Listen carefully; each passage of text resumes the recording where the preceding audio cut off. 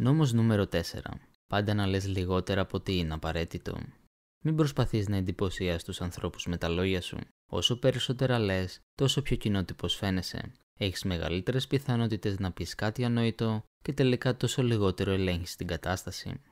Οι υπουργοί και οι ευγενείς του Λουδοβίκου του 14ου βρίσκονταν σε ανοιχτή αντιπαράθεση. Διαφωνούσαν και λογομαχούσαν μεταξύ τους ολόκληρες μέρες και νύχτες για θέματα του κράτους, χωρίς όμως να καταλήγουν σε κάποια συμφωνία. Έτσι ο Λουδοβίκος αποφάσισε να πάρει την κατάσταση στα χέρια του.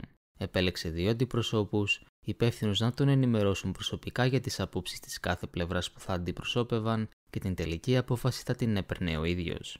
Η κατάσταση ήταν κρίσιμη. Έπρεπε να προσεγγίσουν με πολύ λεπτό τρόπο τον Λουδοβίκο, αν ήθελαν να εξασφαλίσουν την υποστήριξή του.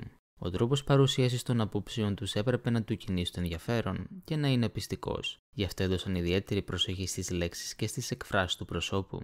Και μόλις επέλεξαν το κατάλληλο μέρος και ώρα που θα τον πλησίαζαν, το σχέδιο ήταν έτοιμο.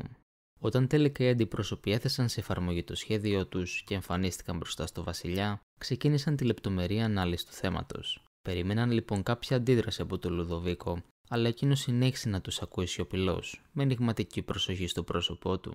Στο τέλος οι αντιπρόσωποι έγιναν ανυπόμονοι. Ζήτησαν ευθέως από τον βασιλιά να εκφέρει την άποψή του, χωρίς όμως αποτέλεσμα. Εκείνος τους απάντησε απλά θα δω και απομακρύνθηκε χωρίς άλλες εξηγήσεις.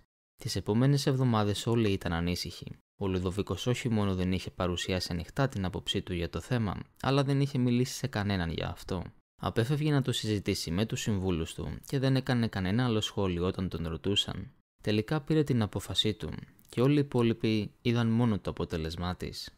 Ο Λουδοβίκος έπαιζε θέατρο.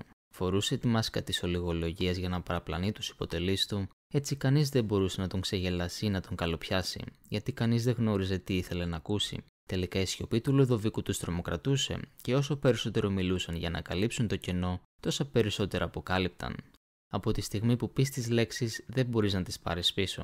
Οποιαδήποτε προσπάθεια και να κάνεις είναι καταδικασμένη να αποτύχει και ο λόγος σου θα χάσει την αξία του. Θα ήταν καλύτερα να κάνεις σύμμαχό σου τη σιωπή και θα αποκομίσεις τα εξής ωφέλη.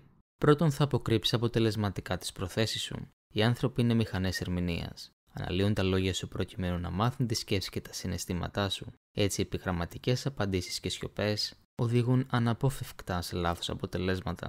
Το οποίο μας οδηγεί στο δεύτερο όφελος, καθώς οι άνθρωποι θα δίνουν περισσότερη προσοχή στα λόγια σου και θα συνεχίσουν να τα αναλύουν ακόμα και μετά τη συνάντησή σας, προκειμένου να ανακαλύψουν το κρυφό τους νόημα. Το τρίτο όφελος της σιωπής είναι ότι βάζει τους ανθρώπους σε αμυντική θέση και όσο πιο αμήχανα νιώθουν, τόσο περισσότερο θα καλύπτουν το κοινό με σχόλια και χρήσιμες πληροφορίες. Και τέλος, το τέταρτο όφελος της σιωπής είναι ότι δημιουργεί την εντύπωση της αποδοτικότητας.